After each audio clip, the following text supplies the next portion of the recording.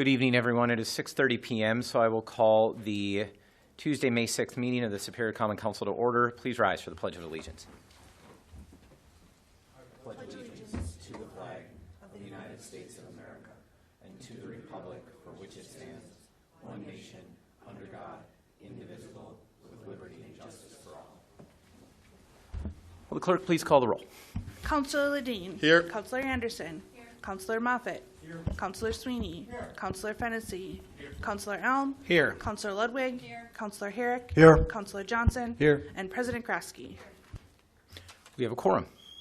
Item 4.1 is the approval of the April 15th, 2025 council meeting minutes. Motion by Councillor Herrick, second by Councillor Elm. So it's a special meeting, right?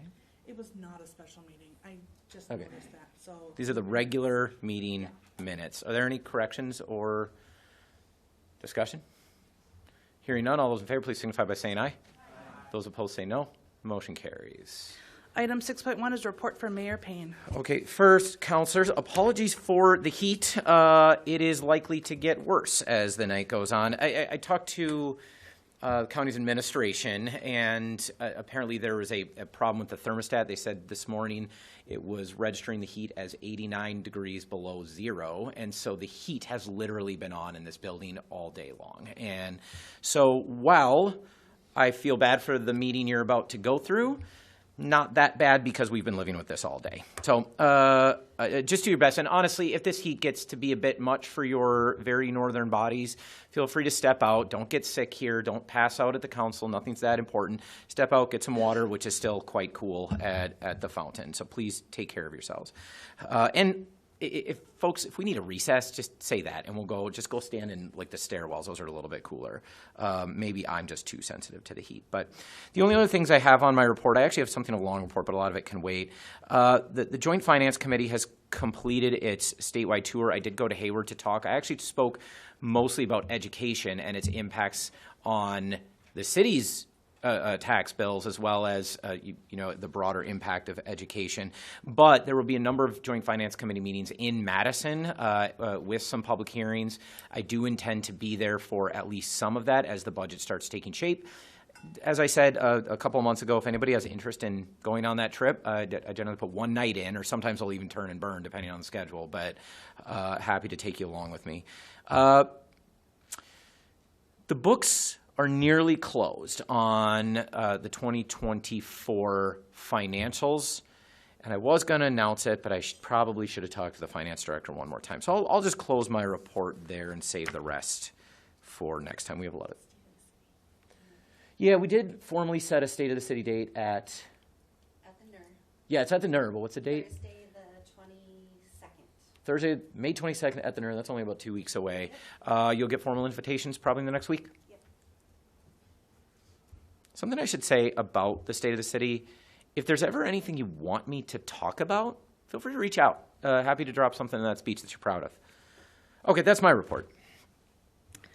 All right, item 7.1 is the business of the Human Resources Committee with the meeting held on April 21st. Is there a report from this group? No report. We had a quick meeting, and you'll see just a few of the recommendations on the packet. So motion to approve. The motion is by Councillor Johnson to approve. I see one recommendation. Is there a second? Second by Councillor Herrick. Discussion? Hearing none. All those in favor, please signify by saying aye. Aye. Those opposed say no. The motion carries. Item 7.2 is the business of the Public Works Committee with a meeting held on May 1st. Is there a report from the chair? Yes, thank you, Madam Clerk. At the Public Works Committee meeting, we got updates on the traffic control measures for Hammond Avenue, which are set to commence. The meeting was conducted with local residents to update them on the forthcoming changes and outline what they can expect during that construction phase.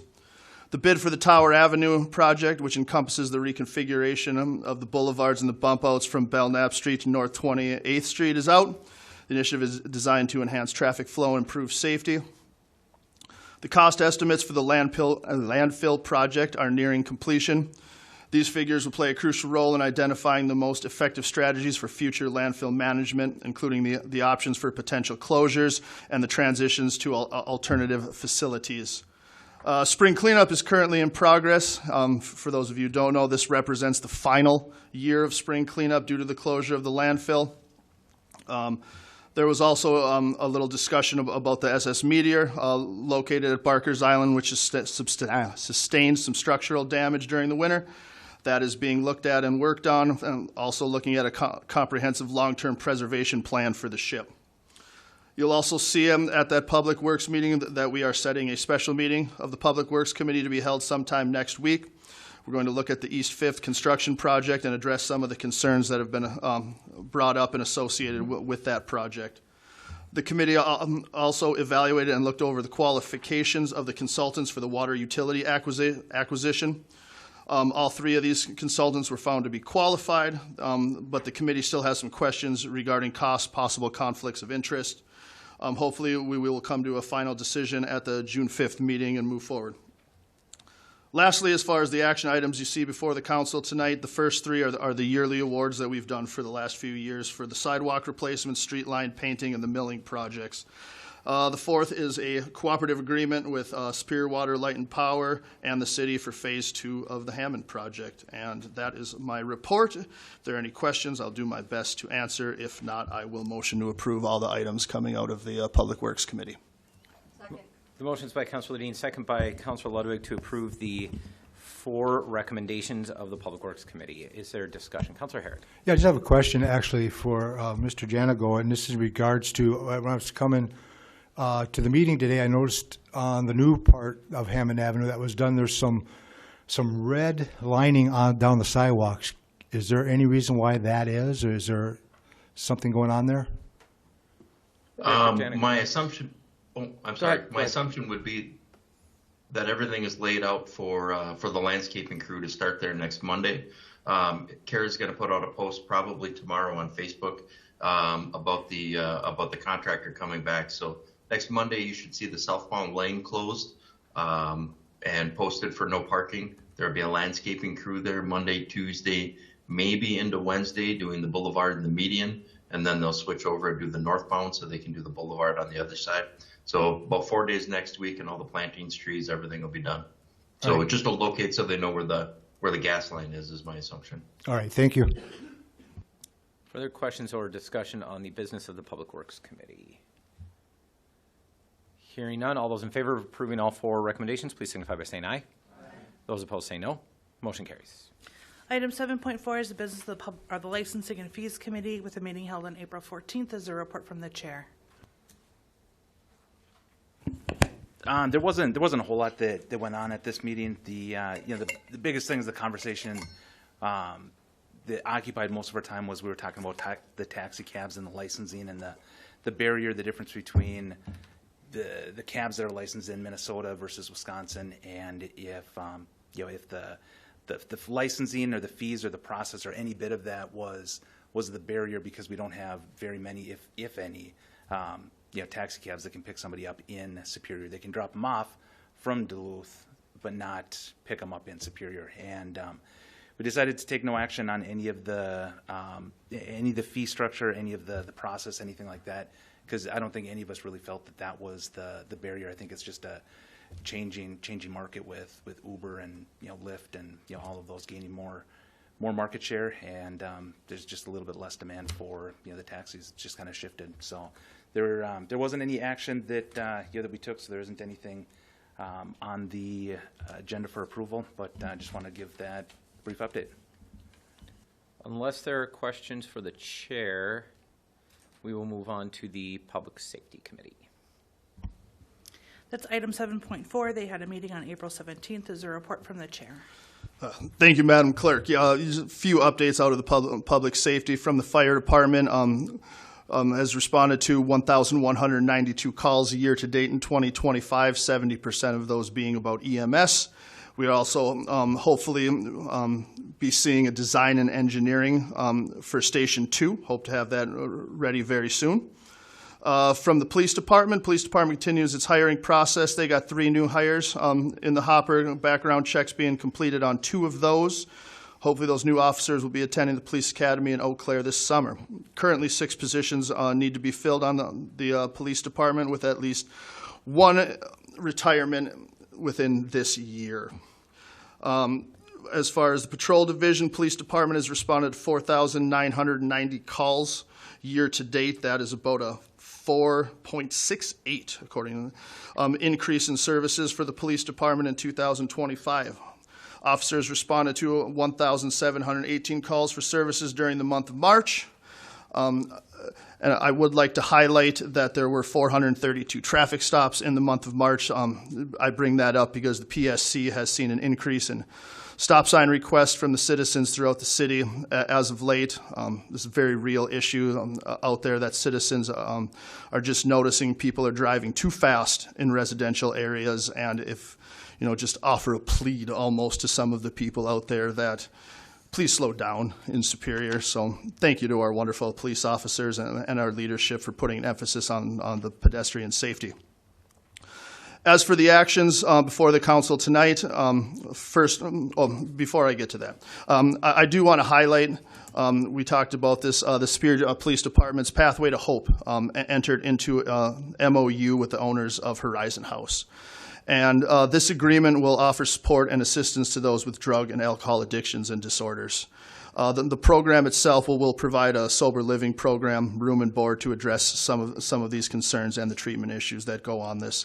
I just believe this is a great step that Superior has moving forward to help rehabilitate some of these individuals, get them back into being positive members of the community. And I do want to thank SPD leadership for this step and the Pathways to Hope program. So getting back to the action items that you see before the council tonight, the administration had come to the PSC with a request to hire a consultant that would look into the police department and city policies, gather evidence, conduct interviews, offer recommendations. There's been some internal issues there. OIR had been chosen for this. They have worked on projects such as this in Chicago, Iowa City, Kalamazoo, and Madison. We feel that they are the most qualified to move forward with that, and that will be a recommendation. You also see the police department requested the approval to accept a $10,837 grant from our rescue to support operations in the Internet Crimes Against Children Task Force. The grant will be will be used to partially fund the purchase of software and digital forensic equipment. The acceptance of this grant requires the police department to enter into an MOU for the sharing of non-identifying data related to the use of the grant funds to combat the human trafficking and child exploitation. And then lastly, Fire Chief Volbrick has requested that the fire department be able to purchase the rescue body from Illumaline. Total cost $66,730. This is going to be paired with the Ford F-550, which we approved at our last council meeting and tailored to the need of transporting the rescue equipment. I commend the chief on this one. Saved quite a bit of money by doing it this way and not ordering it all fully put together. So that was almost, what, Chief, $100,000 in savings? By the time we finished, I believe about $70,000 in savings. So any questions, I'd be happy to answer. And if not, I would also approve a motion to approve all items on the Public Safety Committee. So motion by Councilor Dana, second by Councilor Elm to approve all three recommendations of the Public Safety Committee. Questions or discussion? Hearing none, all those in favor of approving all three recommendations, please signify by saying aye. Aye. Those opposed say no. Motion carries. Item 8.1.1 is the business of the Planning Commission with meetings held on April 16th and the 23rd. Is there a report from the chair? Yes, the recommendations you see here, councilors, are all fairly significant. The first we designed, or rather our planning staff designed, and the Planning Commission has now discussed and recommended this architectural code review grant, which will be awarded administratively. So, I mean, if you adopt this tonight, we'll be able to issue grants with really no red tape to folks that are looking to make, especially change of use, undertake change of use construction to especially buildings downtown to speed up the process of development and conversion of properties. We're especially hopeful that they will use this grant to convert to downtown upper floor residential housing. So it's meant to sort of kickstart development and help developers remove at least a few barriers. Second, we approved the placement of a statue in the Ami Superior Friendship Garden.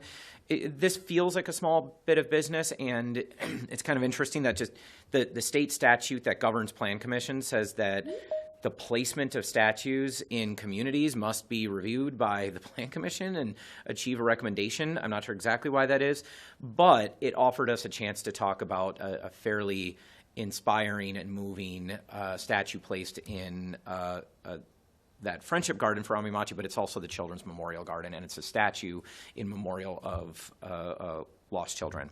And then finally, you are seeing the development agreement. We've talked about this before, but this is it. This is a development agreement for Love Creamery, the return of ice cream to Billings Park on hot summer days. Not tonight, unfortunately, but very soon. They're moving quite quickly, and this will allow them to receive a state grant, which we applied for on their behalf. The rest of that meeting and the subsequent meeting was taken up by the zoning code workshop, where this time we tackled resident or commercial properties. I asked Plan Commissioner Fennessy to chair that for me. I had to leave a little early. Councilor Fennessy, do you have anything you want to report on from that meeting? Okay. As the next step then would be industrial and other properties. Again, feel free to come to any of these, and I push you every single time, but I'm going to push you even harder when we develop an actual zoning code, because that's when we're really going to start duking it out on this thing. It's been a great conversation. It's going to stay great, but you're all invited to participate. It is, again, I'll say the zoning code is more important than you think it is. It's more powerful than you think it is, and I'd encourage your voices in that process, especially at the Plan Commission. I recommend adoption of all three recommendations. Motion to approve. Motion's by Councilor Moffett, second by Councilor Johnson. Councilor Elm. Councilor Elm. Yeah, please. just like the record to reflect abstention of 8112. The record will reflect your abstention. Thank you. Councilor Herrick. The same, please. Then I'm going to divide this item and take up the other two. First, we will take up item 8.1.12, which will approve the request to place a statue in the Ami Superior Friendship Garden. We'll take that first. The record will reflect Councilors Elm and Herrick's abstentions. Any discussion on that item? Hearing none. All those in favor, please signify by saying aye. Aye. Those opposed say no. The motion carries. The remaining two items, any further discussion on those? Hearing none. All those in favor, please signify by saying aye. Aye. Those opposed say no. Motion carries. Item 8.1.2 is the Parks and Recreation Committee with the meeting held on April 29th. Is there a report from the chair? Thank you, Madam Clerk. All right, last time, guys. April 29th, we had a special meeting called for the Parks and Rec Commission. We had to deal with the issue of the skate park out there at Heritage. Well, currently, we're starting phase one of the reconstruction project of that skate park. The use of federal ARPA dollars was how we were going to use get us through phase one. Upon an inspection of the current state of the skate park, there yielded some issues that needed to be dealt with right away, or decisions that had to be made. Superintendent Whitland spoke to the commission of the current state of the skate park. The park has seen drastic deterioration over the last few years, and even with the $15,000 put into repairs for it this summer, which from what Superintendent Whitland said, it was nothing more than Band-Aids. Boards have rotted to the point that screws won't stay screwed into them. The supports are starting to rot out, and all of this has gotten to the point where, according to Superintendent Whitland, that a good chance that we'd actually have to close the skate park down next summer. So that was sent before the commission, and what you see before you tonight is a recommendation that kind of changes the park CIP budget. It will front load it to hopefully complete the skate park by the end, by this year, by fall of this year. There is no changes to the projects in the park CIP from 2025 through 2028. Those all stay in place. And I will say I do believe that this is needed. This is a popular attraction for our city. It has the full support of the Parks and Rec Commission. And if there are any questions, I would love to answer them. But if not, I would move to approve the action that you see before you on the Parks Commission tonight. Thank you.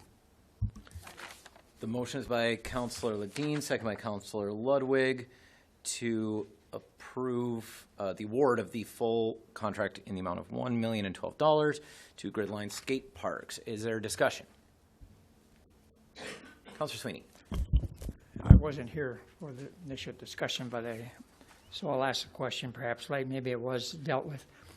Have there been any long-term, and I'll say 10 years, where the skateboarding luxury or playground, where that's going, is it increasing in, or everything has a life, okay?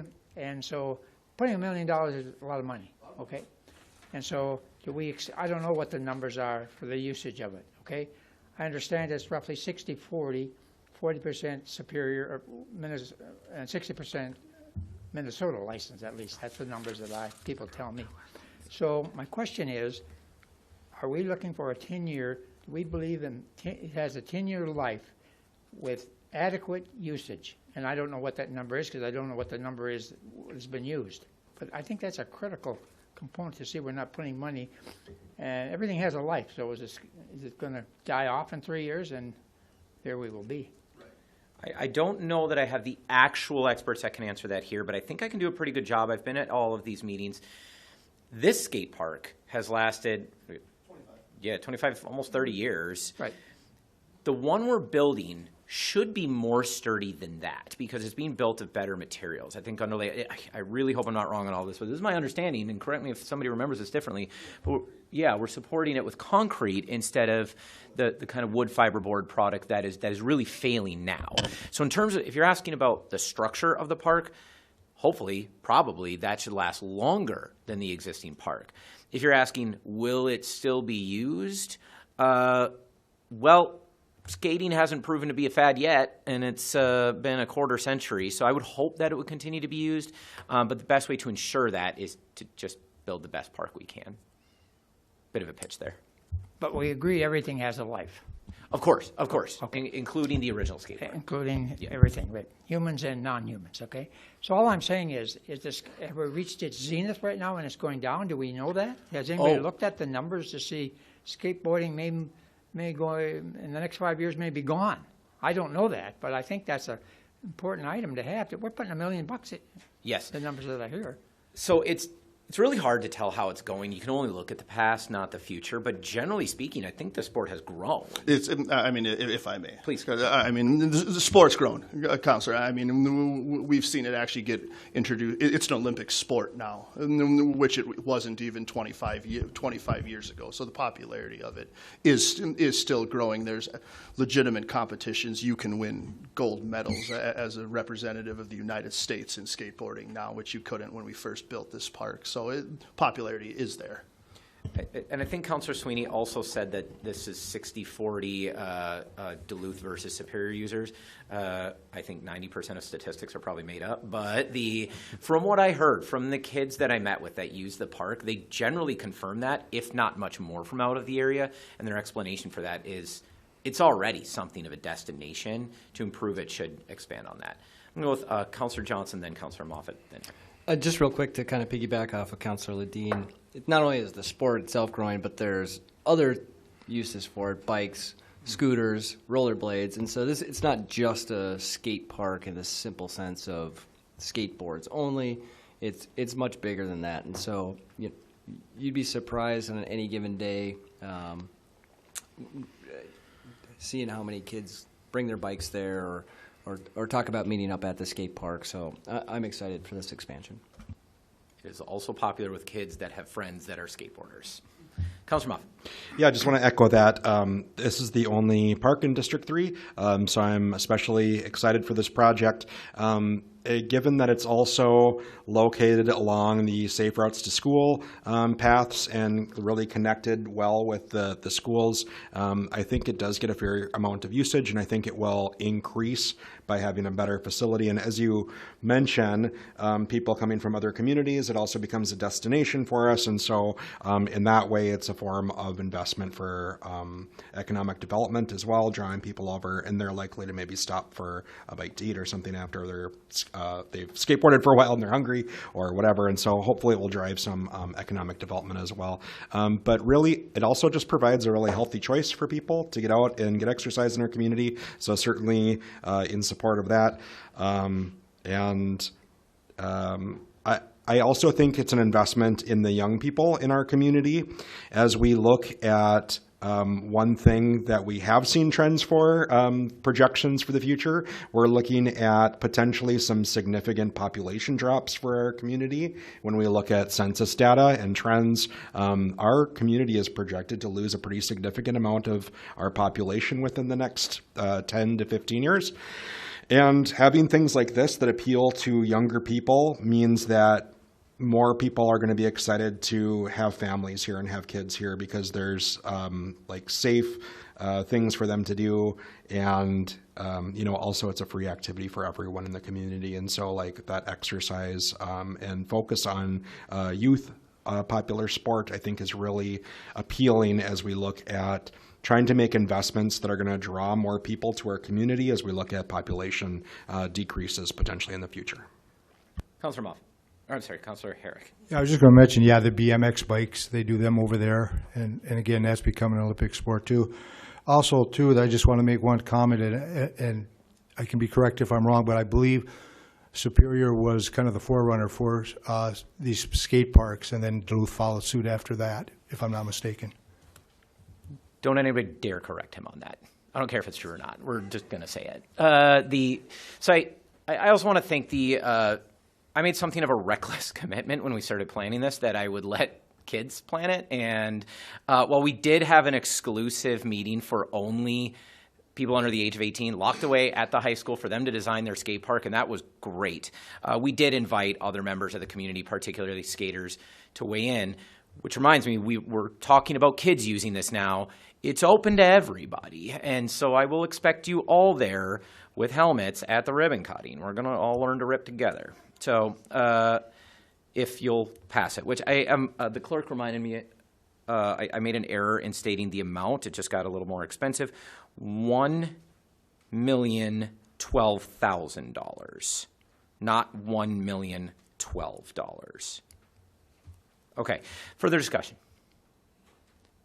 Hearing none, all those in favor, please signify by saying aye. Aye. Those opposed say no. The motion carries. At this time, are there any further committee or commission reports to be made? Councilor Ludwig, Yes. Tree Board? Yes, thank you.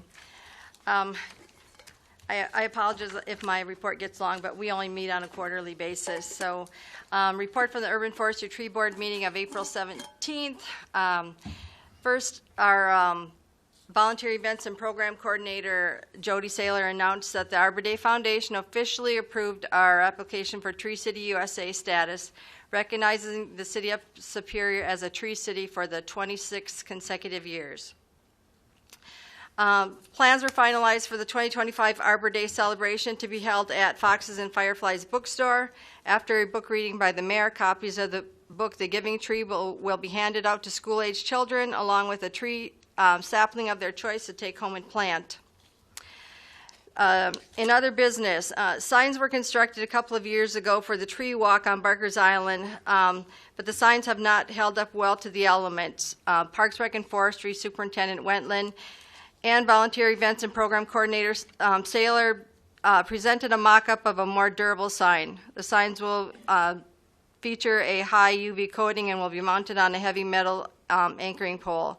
Signs will cost about $70 each. The final design will incorporate both a tree image, its leaf, and its fruit, and a small description of the species. Board Member Quine presented criteria and an application form for the nomination process and selection of the new annual Heritage Tree Program.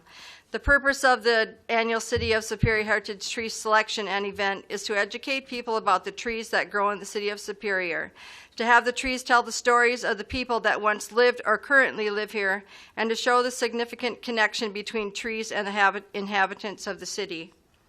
The board established a timeline for nominations, setting a January 1st deadline for submissions, with the selected tree to be announced on Arbor Day and dedicated when the tree is in its spring bloom, full summer green, or glorious fall colors.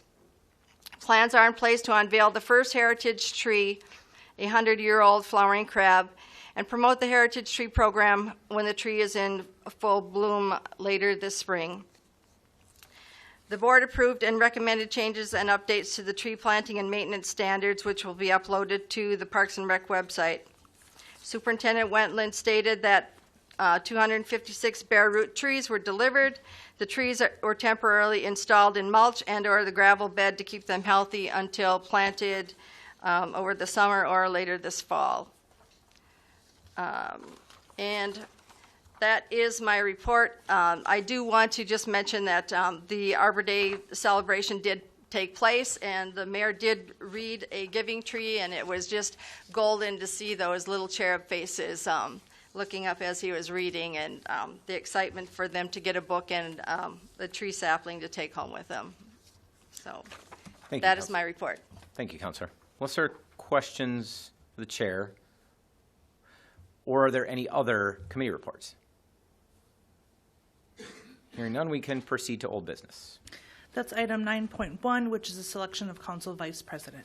Okay, councilors, we always a little unconventional here, but this was postponed from the last meeting, so we basically picked this up where we left off. And we have a full council now, but I think you're all aware we're likely heading for a tie, an impasse, or very best case, a very close vote. So I've spoken to the previous nominees, and I'd like to offer something of an unconventional, actually very unconventional solution, but I hope you'll find it as charming as I do. I'll explain it slowly so you can get a chance to wrap your head around it, and then I'll entertain any questions before you can decide if you like it or not. What if we elected both nominees to the vice presidency? I've looked at our ordinance. There is no statute. The position of vice president does not exist in Wisconsin state statute. It exists in our ordinance. The vast majority of Wisconsin cities do not have one.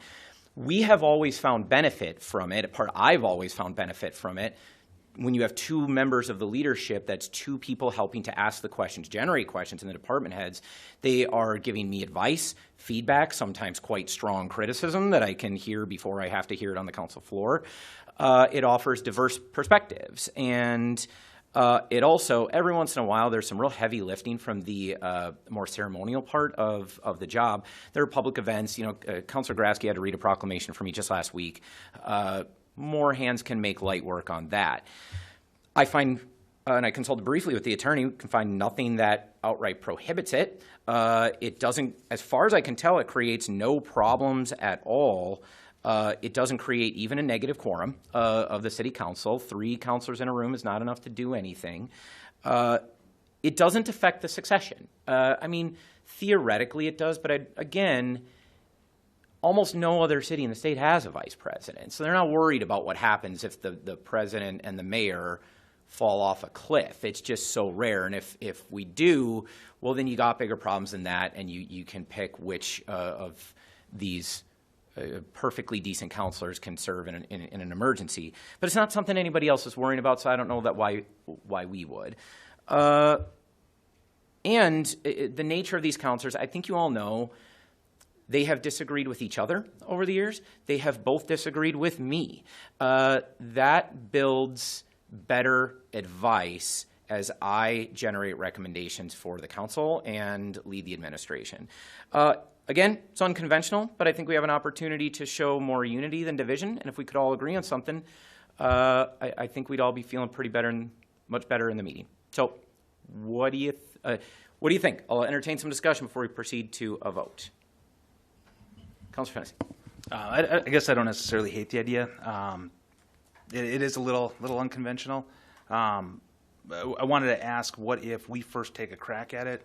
If we're at an impasse or a tie, if you would forego your ability to break the tie, whether we do that by a roll call vote, a secret ballot, whatever. First, give us the chance to try and crack this nut. If we can't, then let's just maybe put that to a vote, unless anybody else has any other suggestions. What I'll do is I'll sit here and I'll answer any questions I can. Councilor Sweeney? Are you suggesting that this be a continual every whenever we vote, this continues now for the next 30 years? Or is this a 1 year? This is by definition a one-year thing. This would have to act as an incidental motion right now. Now, if it's working, I would treat it like a pilot. If it's working well, well, then we should write something like this into the ordinance. Point out, the county board chairs here, they have, I think, 3 vice chairs to the county board. I can't imagine that the third vice chair has ever succeeded to the chairmanship. No, the only advantage is it allows me to send them to make a quorum at certain meetings.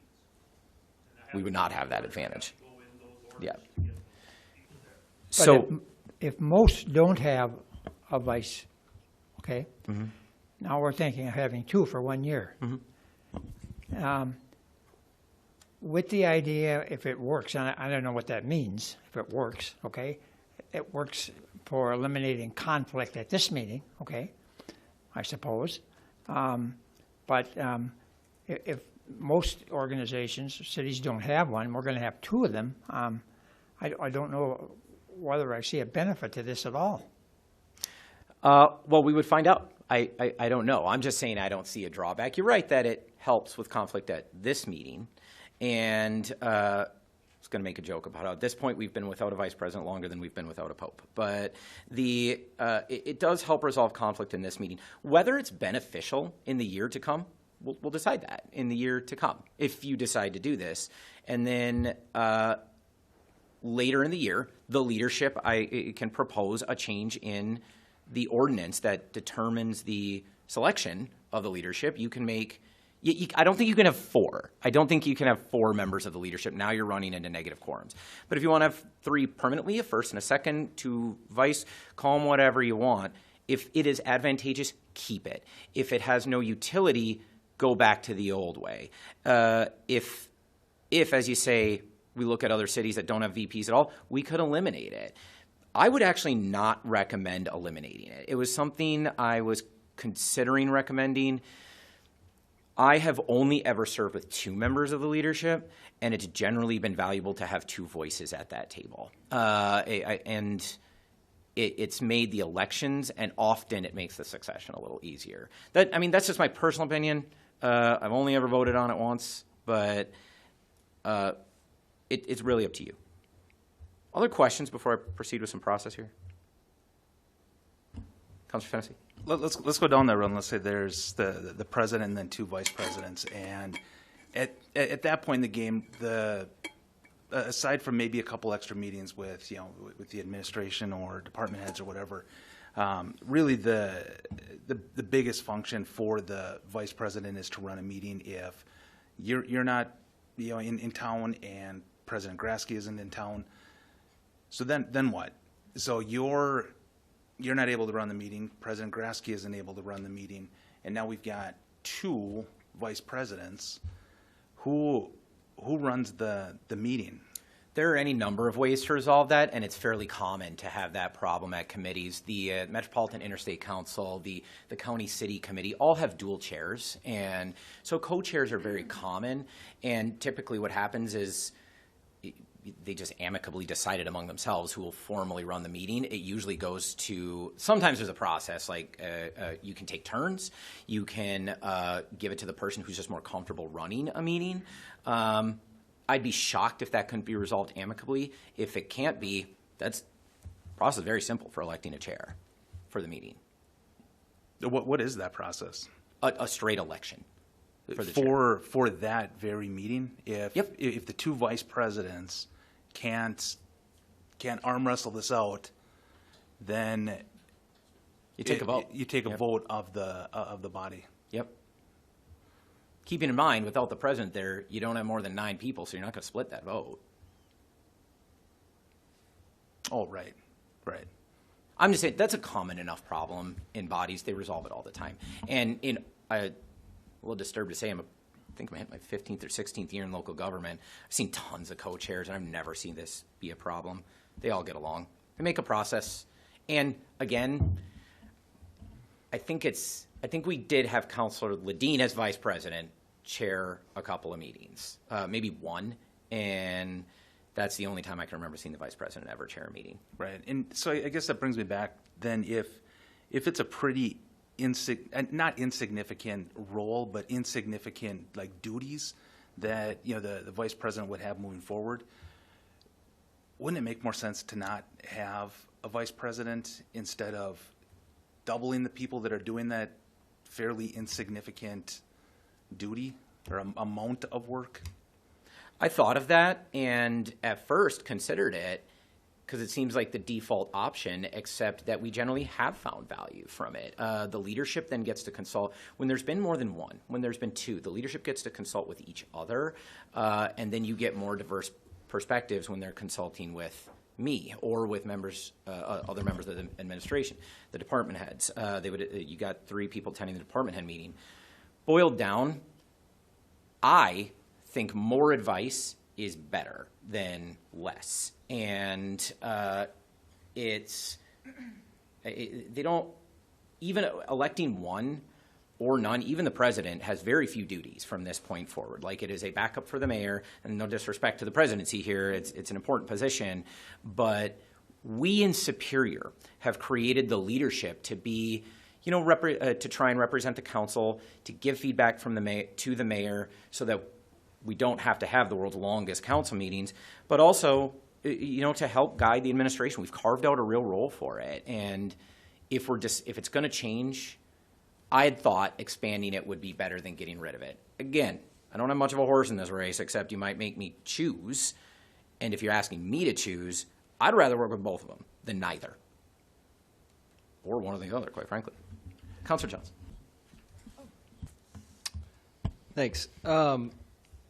So I guess, are you looking for us to make somebody to make a motion to say in the year 2025 we will have 2? This isn't my motion, but is that what you're asking for? Yeah, it would be an incidental motion. It would, and I could speak in if you agree with it. Somebody can move it or not. It would be a motion to elect Councilors Moffitt and Herrick as the vice presidents of the 2025 council. Be that simple. And I respect both of these guys, and you know, and President Grasky for taking the chance and being a leader for our council and our community.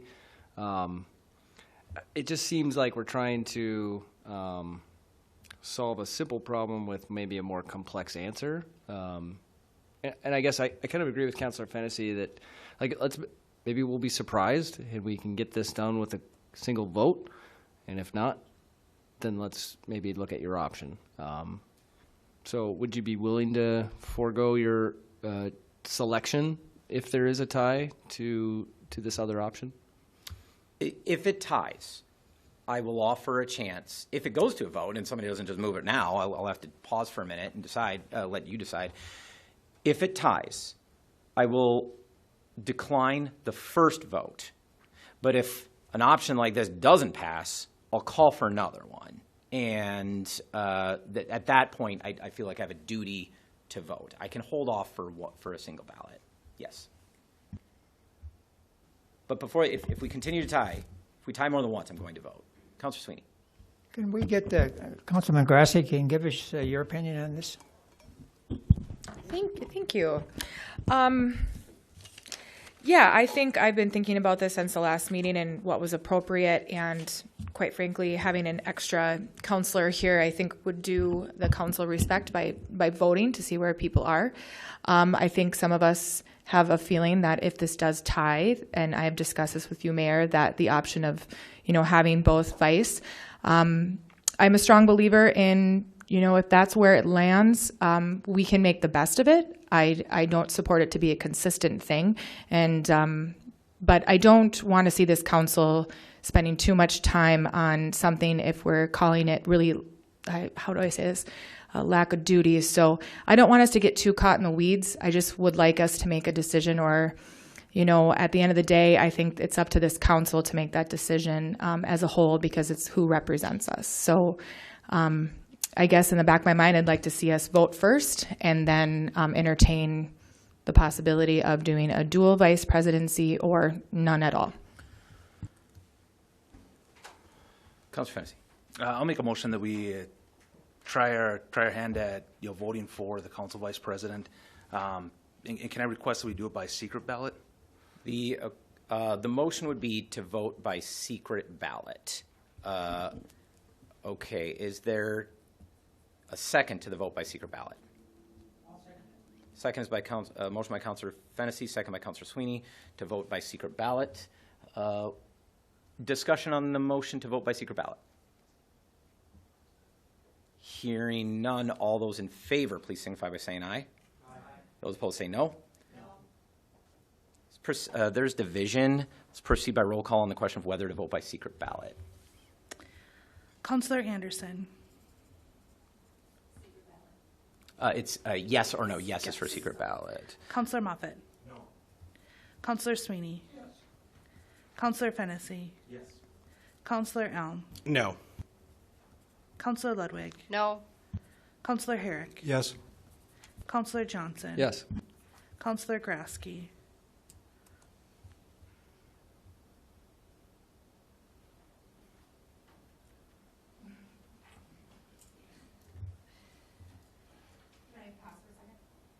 Fred, I need your vote now. We proceed in Yeah. order.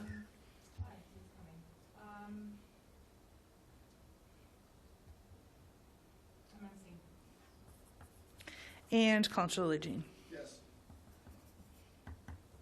The motion is 6 in favor, 3 against. The motion carries for secret ballot. We will proceed, unless there's further discussion, we will proceed by secret ballot.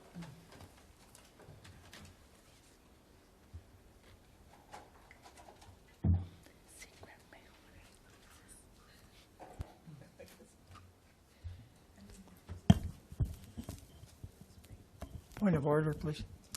So Councilor- for clarification, what are we to write on the ballot? The nominations are for Councilors Moffitt and Herrick.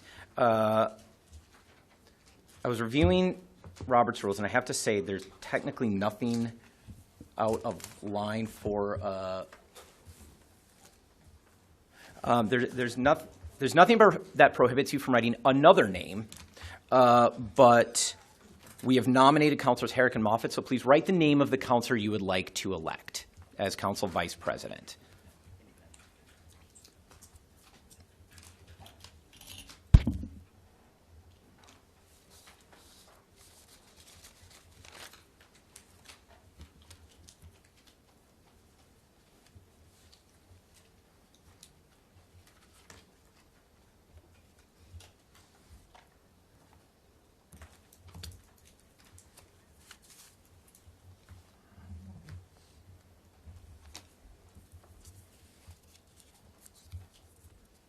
Thank you.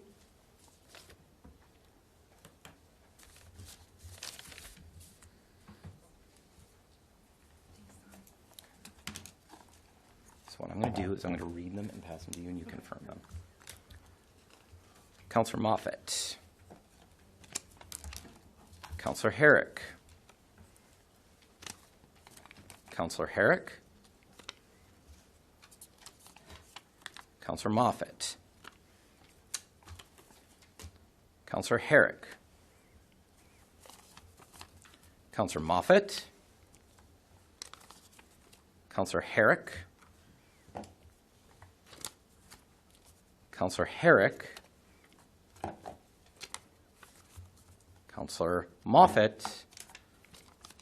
And Councilor Moffitt. I have 5-5? 5 in favor of Councilor Herrick, 5 in favor of Councilor Moffitt. We have tied. As I said, I will decline to vote in this round.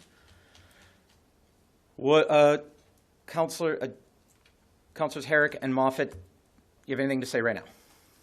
Motion to approve co-chairs for the year? It's a motion to elect both as vice president. Yes, thank you. Is there a second to that motion? Second. I'll second it. The motion is by Councilor Moffitt, the second by Councilor Ludwig. Okay, first we'll have discussion. There's an incidental motion. We'll have discussion on this motion. Councilor Sweeney, your light's on. You have discussion on this? Oh. The question again, if it passes, we'll elect both Councilor Moffitt and Councilor Herrick as vice presidents for the 2025 council year. Councilor Grasky.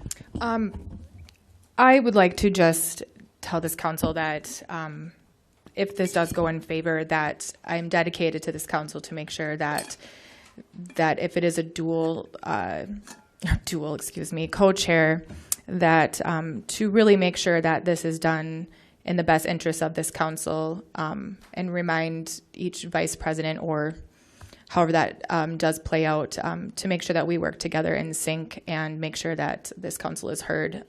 It is unconventional, I will agree with that, but I'm willing to work extra hard to make sure that this is something that is not a irritation to this council, more or less positive. I guess your word used was unity, so I just want to let you know that I will take on this challenge as best as I can to make sure that we are all in a position of success. So. Again, I believe it's a debatable motion, but is there any further discussion? Councilor Fennessy? I think for me, I almost prefer the just no vice president. If it's additional feedback you're looking for, if it's additional your thoughts and people into the conversation, you can always reach out to any of the 10 of us and get our input. We can always reach out to you, set a meeting if we're looking to give our input. And I think it just feels a little strange to have 2 vice presidents instead of none. If there's no further discussion, we'll try a voice vote. All those in favor of electing both Councilors Herrick, Councilor Sweeney? Can we have a roll call, please? Yes, we'll proceed by roll call. The question is whether to elect both Councilors Herrick and Moffett as vice presidents for the 2025 council year. Councilor Moffett. Yes. Councilor Sweeney. No. Councilor Fennessy. No. Councilor Elm. Yes. Councilor Ludwig. Yes. Councilor Herrick. Yes. Councilor Johnson. Yes. Councilor Grasky. Yes. Councilor Ledeen. Yes. And Councilor Anderson. Yes. I have eight in favor and 2 against. That motion carries. Congratulations, Mr. Vice Presidents. And I look forward to working with you both. And congratulations to the council. I know that was unconventional. Thank you for bearing with me, but I think that was a pretty remarkable show of faith in both of those councilors. So thank you. Item 10.1, I'm recommending approval of miscellaneous licenses pending department approvals. I think I heard Councilor Fennessy and Councilor Herrick made motions to approve the miscellaneous licenses. Is there a discussion? Hearing none, all those in favor, please signify by saying aye. Aye. Those opposed say no. The motion carries. Item 10.2, Council President Grasky and Mayor Payne recommend committee, board, and commission appointments. So, councilors, I think the president and I have heard quite a bit of feedback on this. I'm going to tell you right now, I'm going to recommend holding the committee appointments. And this causes no real problems. It doesn't mess with our current committees, can keep meeting. But the last of the changes were just made yesterday. And this document, I want to explain what I was at least trying to do. The last 2 years, I've tried to start consolidating all of my appointments in May and approving them at the same meeting where you approve the council appointments so that you can see the full breadth of what everybody is getting appointed to, and the full membership of the whole body. Helps us quite a bit behind the scenes, too, with forming the directory, and then we don't forget, and my appointments don't go months or years without getting filled. But there's quite a bit of questions remaining out there. The form is a bit disorganized. That is my fault. We've been working on it for years, took a shot at improving it, and it was a little bit rash. But what I am recommending is if we hold this one, it gives you one more crack if you don't like your appointments. If you want to see some changes, you can reach out to the leadership and make suggestions, complaints. Compliments would also be welcome. And it allows me 2 more weeks to fill the rest of the appointments that I have up in May, and I can truly have it complete. It will, if you have feedback on the appointments that I am recommending, you have more time than the last 4 days to respond to them. And most importantly, I want to generate with the leadership a better document. Well, first I should say you now have 2 more leaders that can weigh in on this process and represent you. But what I'm going to propose for the next meeting will be 2 documents, and you can approve them however you want, both together as individual appointments, as individual sheets. One document will be those appointments made by the president and those made by the mayor. One of the problems we have tonight is we're not entirely clear which are which. There is at least some question on some of these. I could give you my best answer on any given one of these, but some of those might surprise you, and you should not be surprised on something like this. Furthermore, I don't want to sound alarmist, but if we are not clear who is appointing who, it does threaten the legitimacy of that appointment. And I only bring that up because, one, you just definitely don't want that to happen, but I've seen it happen before where folks have at least tried to challenge an appointment. It's more common with the boards and commissions than the standing committees, but in the case of the standing committees, those that currently exist, the memberships on them now would be able to continue to meet, and if you decide to hold these, but they'd be able to continue to meet. Any counselor, of course, can attend, speak at those, and add business to those agendas. So, Counselor Grasky. Sorry, did I cut you off? Not at all. Okay. I just wanted to talk as well, as our names are both on this agendized item, and and I appreciate you taking the time, mostly counselors, reaching out to me. I think some of us sit together we're surprised to have it be as one document, so I appreciate you as chair to take the time to hear those and understand that, and to really present this council with more information. I don't know if tonight would be an opportunity, but I believe there are some questions or maybe some thoughts. Would you be entertained to hearing those now, or are you looking for a motion first to bring to discussion? Just asking for a little clarification on where we can get with this. I think I can answer questions. This is the council meeting, so I would be uncomfortable engaging in discussion until we have a motion to discuss. So it's either approval or postpone or some other incidental main motion. But if folks have questions, and all I ask is that let's steer clear of challenging each other, challenging the counselors disagreeing with each other, stating your opinions on something until we have a motion to actually debate. That's just a minor point of parliamentary procedure that we should stick to. But I absolutely entertain questions before you make any motions. Councilor Johnson.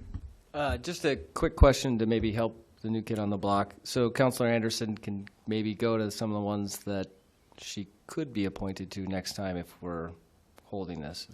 That's not quite true. She can go to every committee meeting. Thank you. I guess I should have been a little more clear on what I was asking there. She and all of you. The only reason I ask is because then it leaves kind of her in the lurch without any official appointments. Yeah, and I actually did consider that and discuss that with the president. Well, she'd be missing out on voting for the next 2 weeks. If you look, technically the committees make their own rules, but the current committee chairs have always allowed counselors to participate in every committee meeting.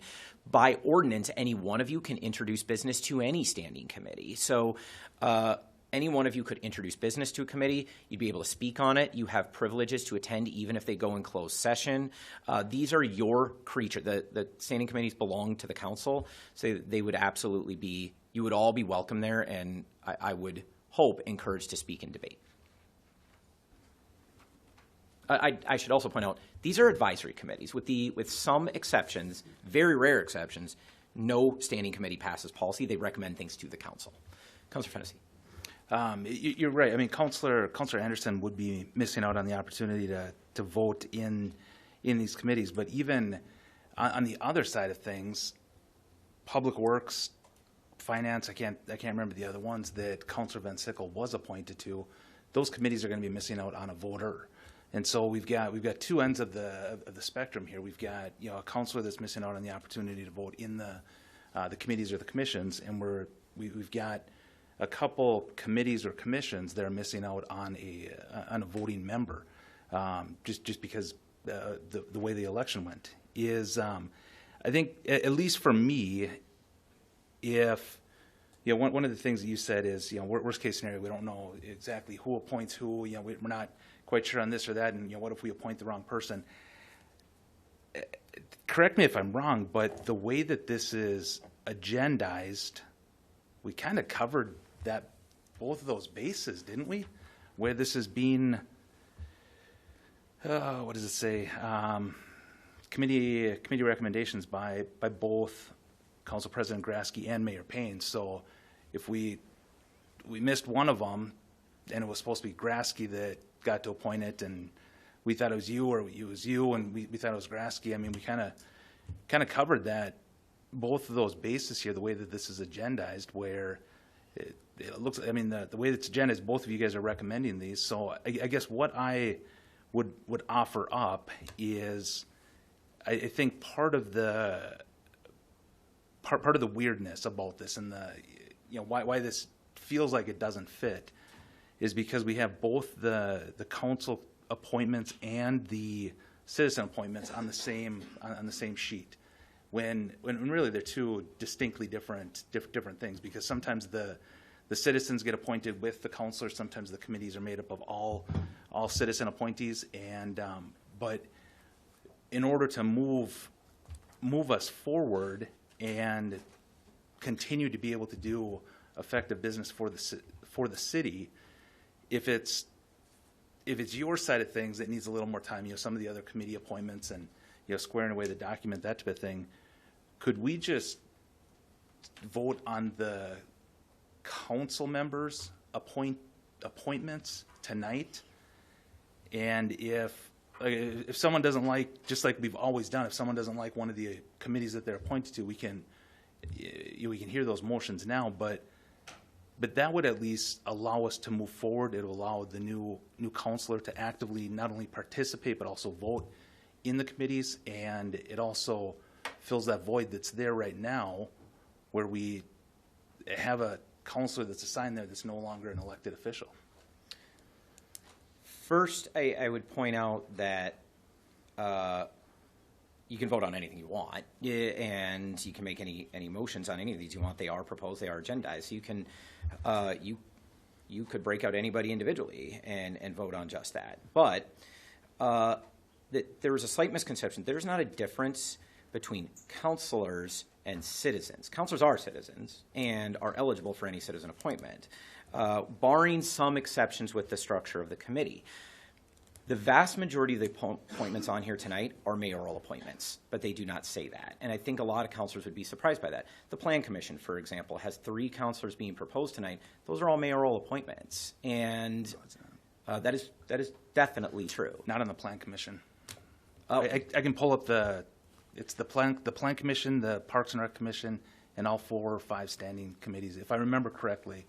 Yeah, if you don't mind, go ahead and read the Plan Commission composition.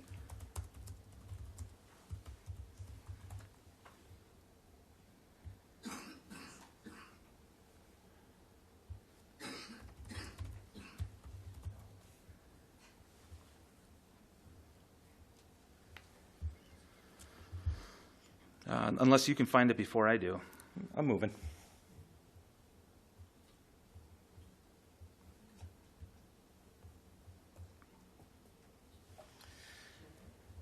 Plan Commission established composition, section 98-2. A city plan commission is established, which shall consist of 7 members. All members of the commission shall be appointed by the mayor, who shall also choose the presiding officer. Then maybe it's I didn't have it pulled up, maybe it's the Parks and Rec, but it's all like 5 standing committees, and then there's a couple others that, that do say they're appointed by the mayor. So are you saying that with this document that we have in the agenda, you disagree with some of the appointments? I'm saying that I've always worked with the leadership, and as best I could with the appointments that I had, I solicit recommendations from the leadership on who should be appointed to what. In most cases, I defer to the council leadership on what counselors should be appointed to what committees. In fact, I can't think of an example where I didn't. But if we confirmed some counselors to some things, but did not confirm them all to everything, or and sometimes there's a real impact on what I have appointed counselors to citizen positions. Those decisions will change based on what those counselors, where counselors sit in their overall committee assignments, and that's something I consult on very closely with the leadership. So if you're proposing any change at all, or you need to hold anything at all, or you just want this to all look a certain way. That's why I was suggesting holding it. But if you're comfortable passing all of these, I certainly endorse every person on here. And if you only postponed my appointments, but passed everything else, I'm just bringing the same appointments next time. I'm not going to change them. You can, and if you just want to vote on them separately, you can do that as well. So, and I don't know if it matters. I think what you pulled up and what I pulled up at first too was the meetings in general. Section 98.2, the Plan Commission established, talks about how the mayor may appoint him or herself. However, the commission shall have up to 3 city councilors recommended by the council president, who may also recommend himself or herself, and always have at least 3 citizen members. So I mean that is one of the other ones that in our code of ordinance, it is the council president that makes that selection, or that recommendation then confirmed by the council. But you're right. A lot of the other ones are either silent, and then it would fall back to that ordinance you read there. But I believe it's the Plan Commission, might be the Library Board, the Parks and Rec, a couple others that do give the council president the ability, the authority to recommend. So, but what I guess what if what you're saying is you have no problem with any of these appointments, and if Councilor Grasky doesn't have any problem with any of these appointments, and next month or next week, 2 weeks from now, you're going to bring back the same exact appointments. What's the purpose in the 2 weeks? I guess what are you hoping to accomplish if we delay this? A few things. First, and probably least impactful, I think I can give a better form to the document that makes very clear exactly who is appointing who. For example, you and I just had a disagreement reading the exact same language. You think recommendation means appointment, and I strongly disagree. We should clarify with the attorney what that means and specify exactly who the appointing authority is in the document before we appoint it. Second, we should establish terms for all of these, including the counselors. They may be established in ordinance, but this document doesn't say that. That error is 100% on me. So just improving the document to establish absolute clarity, which we can do that next week too. We could pass them tonight and clarify them the week after. Holding now, though, I'm going to appoint more things between now and the next meeting, and that's perfectly simple. That's simple to do if everything passed tonight.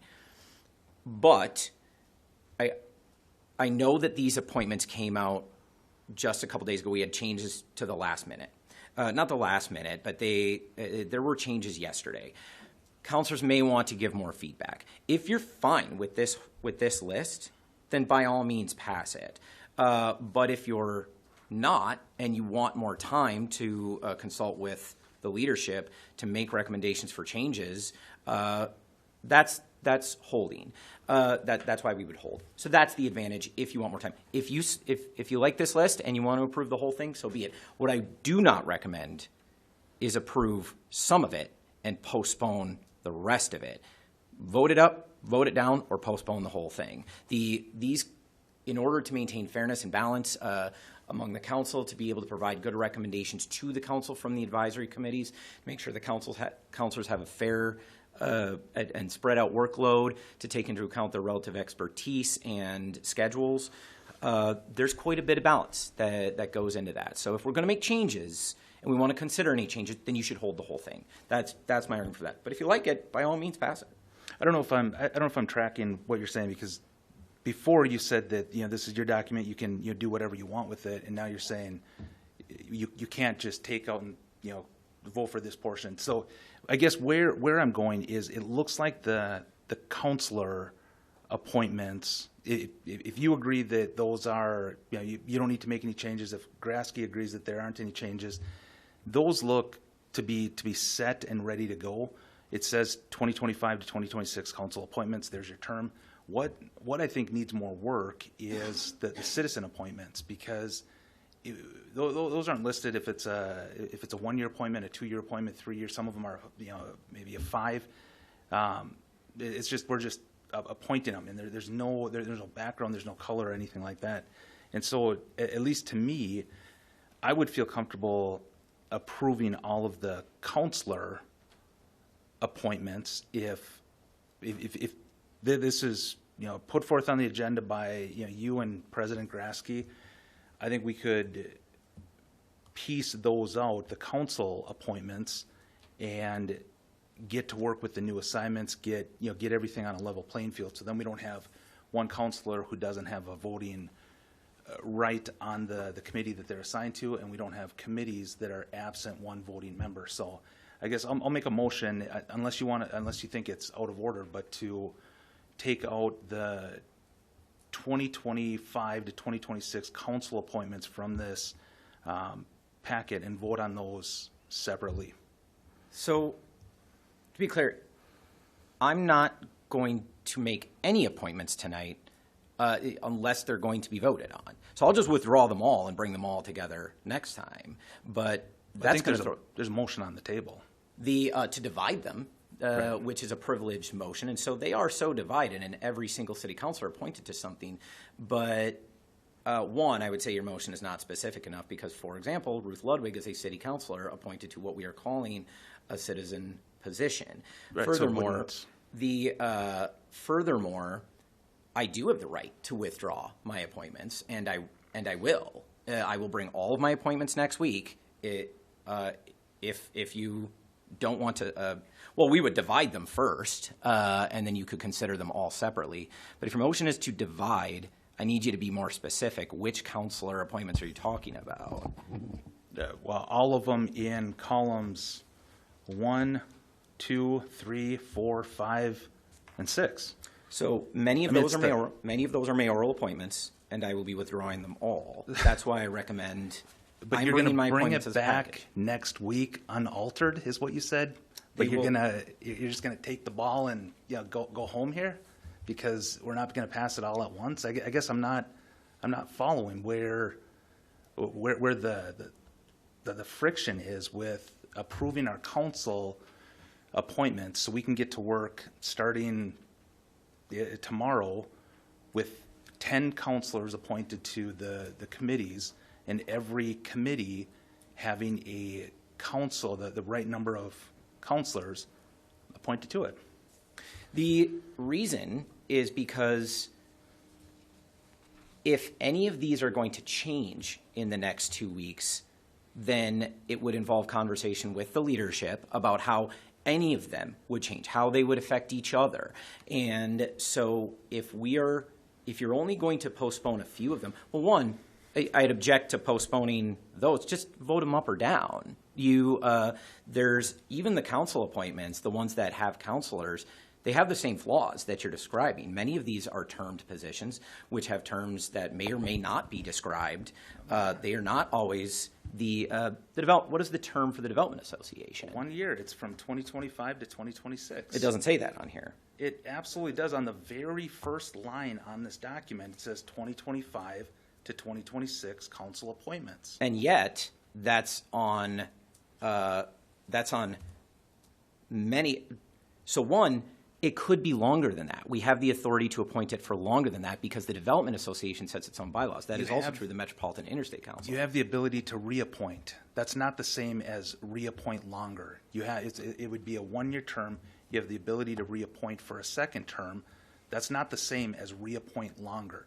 These would all be 1-year terms. I still fail to realize why you're trying to complicate this, and you keep talking around in circles saying that I'm going to bring it back next week unaltered, and then you come back and you say, well, we might change this whole thing up. I guess I'm not understanding what the rub here is by us approving, debating just the council appointments so we can get to work on our new committees that we're assigned to. We can get to work on maybe another, an existing committee that we're reassigned to.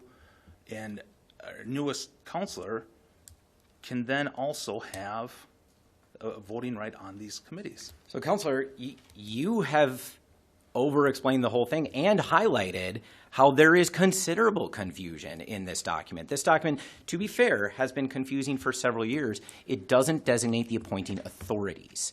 And to appoint some of these counselors to some things, to just assign them to multiple committees, that could have an impact on on the appointments that I'll make to these subsequent appointments. But that's still irrelevant. If you want to approve these tonight, so be it. My question would be, what's your objection to approving the citizen appointments tonight? They have clear designated terms still. It's clear who is appointing them, or at least as clear as everything else.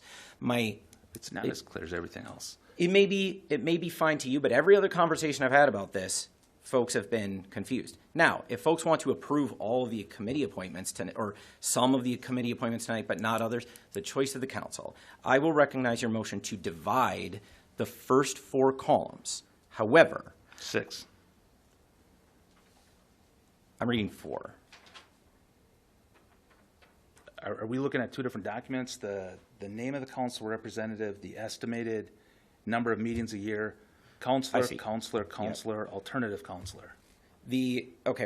appointments in those first 6 columns, I was referencing the names, we can divide and consider all of those as a single motion. However,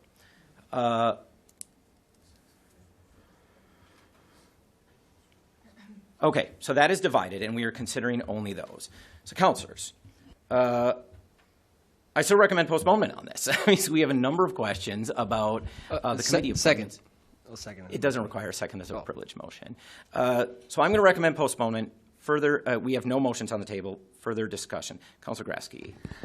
I just want to kind of explain like how we got here just from my point of view, because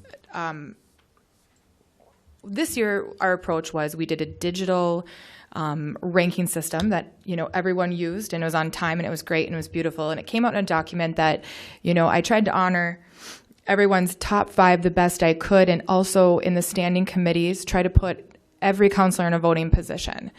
As I brought that document to the mayor, of course, to work through to see where things could work, wouldn't work, as the numbers, and some of us have done this job before, they start to duplicate and deciding, and we work together on this. To the mayor's point, there are specific special committees in interpretation that he can appoint.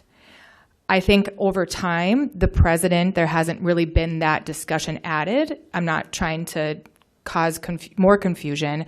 I just think that this council sits because before it was never brought up in that light. So I would encourage just a possible postponement for understanding it on the informational piece and making sure that what special committees you believe, Mayor, are of your measure. I witnessed in this not knowing that, and had the interest of the council and understanding it would be me as president, the trusted person to pick these committees and commissions for this council. Because in the past it's been the president and the vice president to put these appointments forth, and the citizen appointments separate in an agenda-lined item. So of course, I just want to be clear, the mayor and I did not agree on putting it together, but I feel as if we're getting somewhere with this, and I don't know if more time helps this council feel a little more secure in moving forward. I can understand and sympathize with the citizen addition onto this exact document is not something we've done in the past. And that's what I think is hard for this council to get behind. I don't think it's any disrespect to who's picking what, or is it me picking something over something else, or the president. I can understand from the council's point of view that we would like to move forward and do the work, but according to you, Chair, there are certain ones here that might need more finessing in the special committees. So I think when you say that this document isn't ready, there's ways we can describe it as not ready. I don't know if it's considered moving forth with standing committees, as we can read that as an ordinance that the president picked those, and we can easily vote on that section. And we can then define what you, Mayor, have appointment attributions over as we deal with council, and as the president would as well, and come back with that along with the citizen appointments or a full citizen appointment. I think it's clear to understand that this has gotten complicated, but I believe I understand also where you're coming from, where we want to take this one opportunity to start the session off with a full every commission and committee being fully housed, so we don't lean into problems with quorums or possibilities. So I just wanted to clarify that I do feel the confusion from. I do sympathize with the confusion, and unfortunately, I don't really have the best solution. And when I talked to the mayor earlier, it felt taking this back to make it a better document felt the best for all. But I really want to know how most of us are feeling at this point, because I think that I want to get to do work. I want to get doing work, but the citizen part, I think, just needs a little more finessing. And if we want to have it as a whole document, I don't know if that's the decision of this council. I'm not sure what you feel about that, Mayor, but I would just like to try to figure out how we also as a council are participating in this document as well, to make sure that we're all feeling as if we can support this as one. So first, yes, it can be further divided all the way down to the individual appointment. That would obviously take quite a while. In terms of, I misspoke earlier, or I might have been misinterpreted. I will not be changing the citizen appointments, or I should not say that. I will accept feedback. It is possible they could be changed if this is postponed. That's not an offer or threat. I intend to appoint these people in 2 weeks if they are not confirmed or if they are postponed. However, with the remainder of these, one, I think there are some things that might be actual mistakes, actual errors, and I'm not going to go into that tonight, but I think at least one person was assigned to a non-voting position that should have been assigned to a voting position. I think there's one or two of these things that I think could be changed to the benefit of the counselors based on how the standing committees came out. The original reason I suggested postponing, counselors, you've had this for 24 hours, and it's a relatively complex document. I don't think most of you had a chance to weigh in with the leadership, and your leadership just got larger. So if you're comfortable with it, let's go vote by vote and vote on whatever you prefer. I'm just saying, one, we don't really lose anything. The committees will all still meet. They will all still be fine. We can have a special meeting. The last time council appointments were postponed, we had a special meeting the next week, but it'd probably be better to take the 2 weeks. Committees will meet. Not every committee will even meet in the next 2 weeks. And then let's do this correctly where everybody understands exactly what we're talking about. Councilor Allen. Just a point of clarification. I know that we talked about the first 6 columns is what we're voting on. Maybe a simpler way to state that is the last column would be excluded. But furthermore, I wanted a little more clarification from Councilor Fennessy. Are we also excluding the bottom 4 rows, because those are also citizen? Well, hang on, Council. We can't. I don't have crosstalk, especially we don't have a motion on the floor. So while I recognize the motion to divide, I'll note it as something that will come up when we actually have a motion. We would have to be moving to approve something in order to divide it. So we can consider the way you would do that right now is move to approve something. And you could approve a narrow thing, or you could approve a large thing. That is, once we have a motion, it can be divided. Apologies if that's confusing, but we would come back to that. Councilor Sweeney. This is, quote Shakespeare, but this is much ado about nothing. Let's move through this and make a decision here, whether it be tonight or 2 weeks. My concern is, are we having 2 separate votes? One vote for the city council positions, the other one for the volunteers.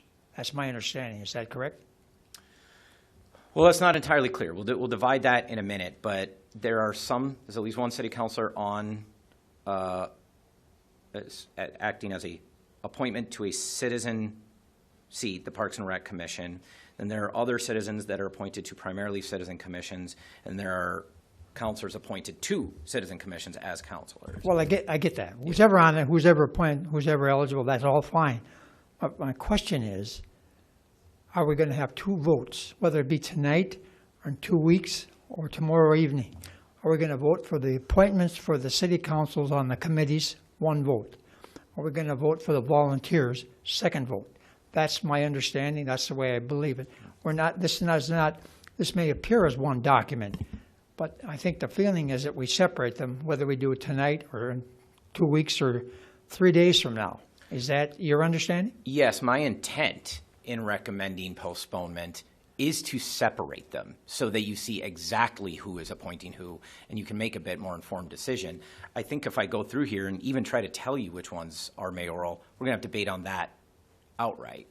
But you're not, I mean, all the council people and the positions that they're appointed to have had the opportunity to contact you.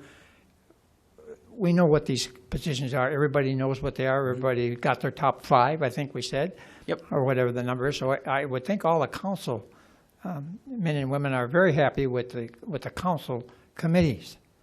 But again, whether we vote tonight, whether we vote at a later date, they're going to be separated. That is an affirmative, correct?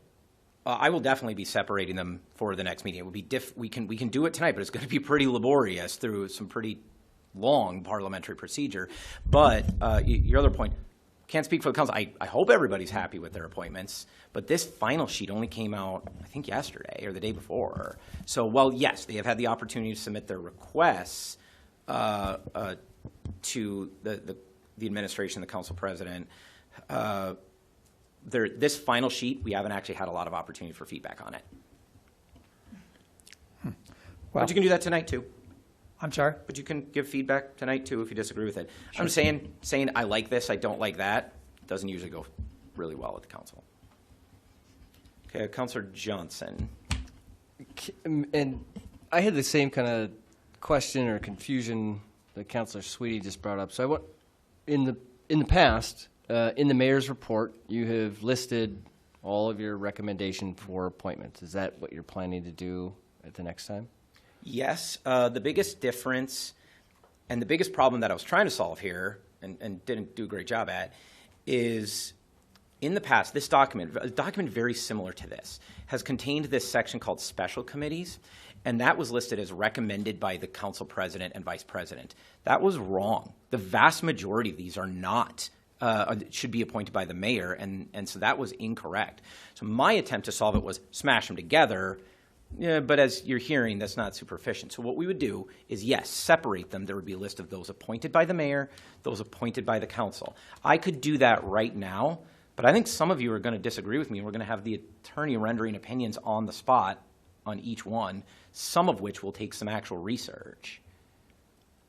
Okay, I guess maybe you didn't answer my question, or if you could answer it in a different way. So you're planning to do it just like we've always done it in the past, when you have a citizen appointment, Mayor Payne recommends citizen to X board. Yes, it will be a list of everybody that I'm recommending appointing. Yes. Okay. Or that I'm appointing. Okay. And why all of a sudden the change between the president and the mayor? Why all of a sudden have we made this distinction? Well, to be appropriately appointed, the right person has to make it. Now, if we agree on all of these, then I guess that's fine, but it's not, it doesn't actually say on this document. I guess my question, I guess my question is, like, why all of a sudden the change? Like, what made you decide, like, now I'm not going to take the president's recommendations, I'm going to do this on my own? Oh, I may well take the president's recommendations. I will almost certainly take them. But to ensure that they are properly appointed, we have to establish that they were, in fact, appointed by the mayor. A person, councilor or not, if they have not been appointed by the mayor, they are not serving on the plan commission. And if that vote is in jeopardy and the vote of the plan commission is ever contested, rare, but that stuff happens, and somebody goes back and looks and said, like, we don't think that person's appointment was legitimate in the first place, the vote is therefore invalid, creates a little bit of a mess. I know that sounds like I'm being dramatic and inventing a problem that doesn't exist, except that that problem has come up in city councils across Wisconsin. Establishing who's making the appointments does matter. Again, this is probably fine to appoint them, but if we're talking about separating these, then why would we just postpone the citizen ones but approve everything else?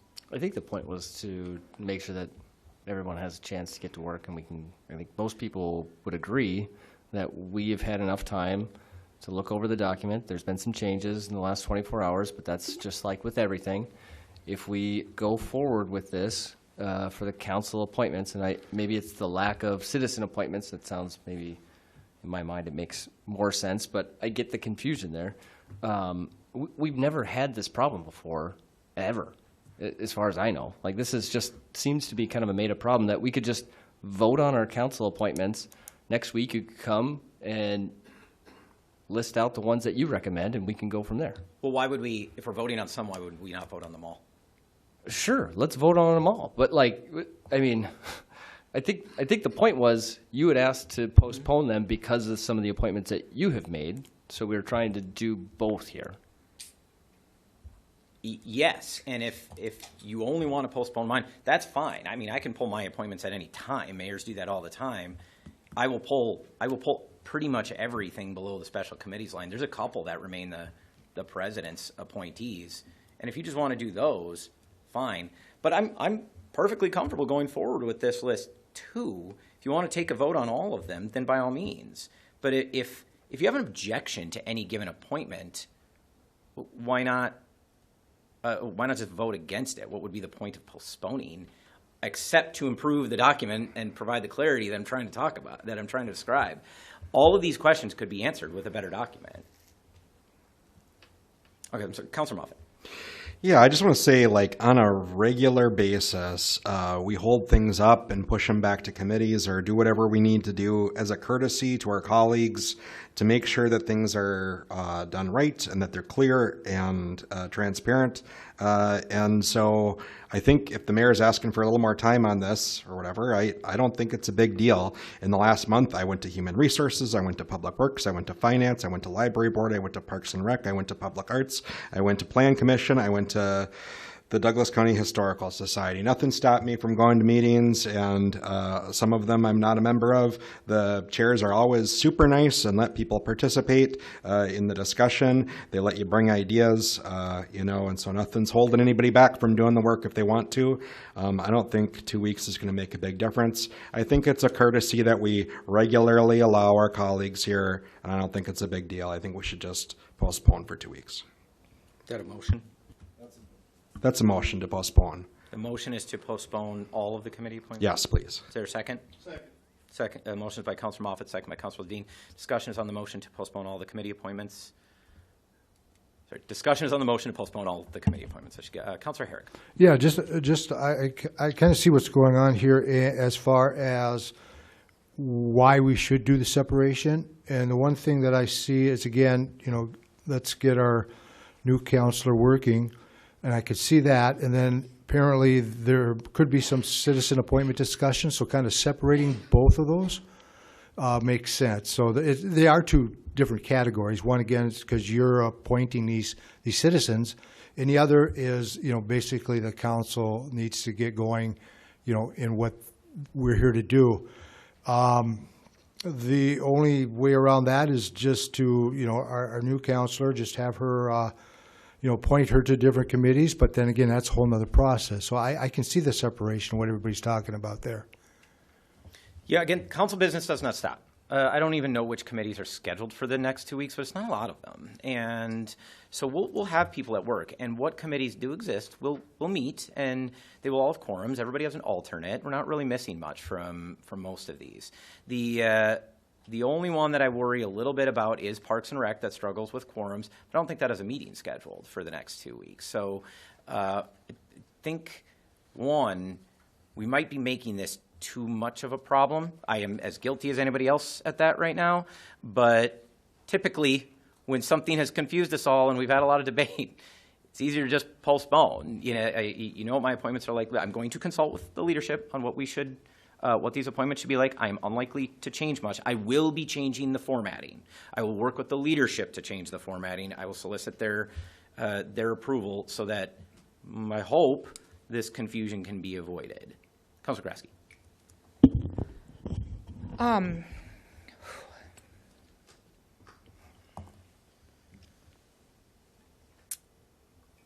I'm trying not to tie my emotions into this, but I worked super, super hard on this, and I even took time away from my job in motion.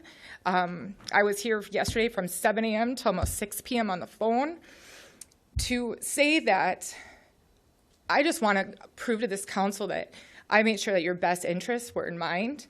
And I think it's a little insulting to take and add citizen appointments and put my name to it.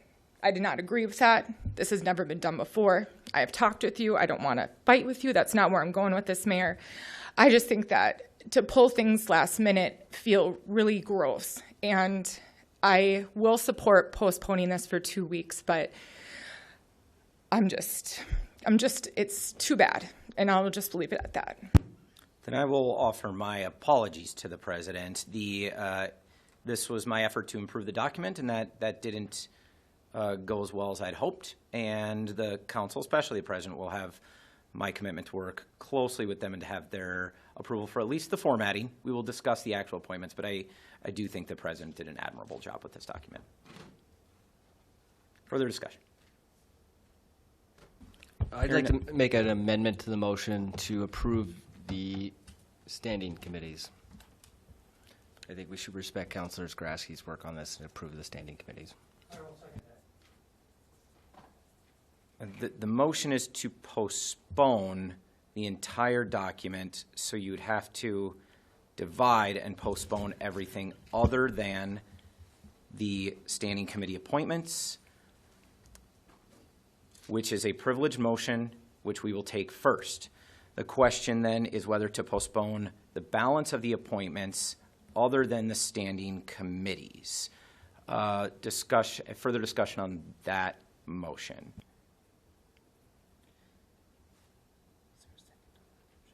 No, it's division. Okay, so the question is whether to postpone the rest of the committee appointments. All those in favor, please signify by saying aye. Aye. Those opposed say no. No. Proceed by roll call. Again, the question is whether to postpone everything other than, sounds like there's some confusion out there, everything other than the standing committees. The standing committees are the Human Resource Committee, the Public Works Committee, the Finance Committee, the License and Fees Committee, and the Public Safety Committee. So, ignore those for now. The question is whether we will postpone everything else. If those are postponed, then we will consider what to do with the standing committees, whether to approve them or to postpone them, okay? So the question right now is just whether to postpone everything else. So I'm going to, does anybody not understand that question? Just voting to postpone special committees. Everything but standing committees. Yep. And citizen boards and commissions. Okay. Let's proceed by roll. Councilor Herrick. Okay, just for my clarification, okay, so we're looking at are you looking at approving everything but the citizen appointments in the boards and committees, or? No. No. They're, right now, the Right. question is to postpone everything except the standing committees. Then we will decide what to do with the standing committees. After we decide whether to postpone the special committees and the citizen boards and commissions. Point of order, just asking a quick question. Councilor Moffett? When you do a motion to divide, doesn't the original motion still stand? So if these were postponed, then the original motion to postpone would still be on the table. Isn't that correct? Yeah, but that's the motion we're considering now. So they are dividing the other question, which is they're dividing, Councilor Johnson has divided the appointments to the 5 standing committees. So that is set aside, and we will come to that business after determining what to do with the balance of the committees. Okay. So while I will probably have less opinion on the standing committees, I still recommend postponing the rest of these. So the question is on whether to postpone. Mayor Payne, can I one last clarification. So a yes vote pulls the standing committees off to the side, and then we'll decide what to, those will be parked. No. Those are already pulled off to the side. The question is only whether to postpone everything else. Oh, okay. Okay. Does everybody understand where we're at? Then we'll proceed by roll call. Yes, postpones all the rest of the committees except the standing committees. No, does not postpone them, and then we will decide what to do with them. Councilor Sweeney.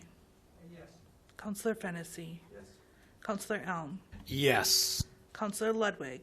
Yes. Councilor Herrick. Yes. Counselor Johnson? Yes. Counselor Grasky? Yes. Counselor Ledeen? Yes. Counselor Anderson? Yes. And Counselor Moffett? That is unanimous. Those are postponed to the next regular meeting. What is your pleasure on the standing committee appointments? Motion to approve. The motion is by Counselor Johnson, second by Counselor Elm. Discussion. Could you read the motion, please? The motion is simply to approve the 5 standing committee appointments. Sorry, it is technically the 20 standing committee appointments. There are 20 individual appointments, and the motion is to approve them all to the Human Resource Committee, the Public Works Committee, the Finance Committee, the License and Fees Committee, and the Public Safety Committee. Counselor Johnson. I just want to say thank you to Counselor Grasky for her work on this document. Almost said Counselor Clerk, thank you for your help too. That document being electronic and being able to slide things over made things much easier for me, and I really appreciated that, the work that you guys did on that. So thank you very much. Mr. Mayor, I hope that the apology that you gave sticks and stands, and that you don't go back on your word with working with Counselor Grasky, because I know she's put a lot of work in this. Further discussion on the motion to approve the standing committees? Hearing none, all those in favor, please signify by saying aye. Aye. Those opposed say no. Motion carries.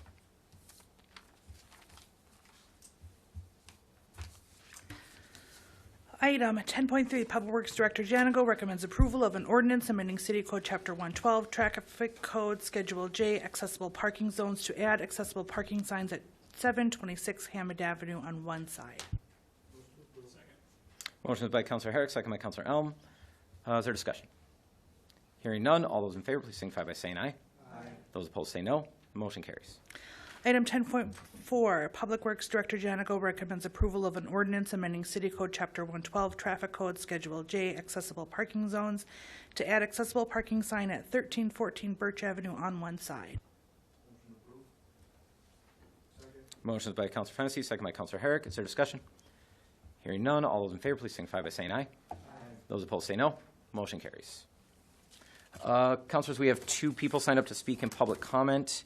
The first is a Leslie Gordon, 428 54th Street. Is that person here? No. Okay. The second is Dan Olson. Reminder, sir, it's 3 minutes exactly in public comment.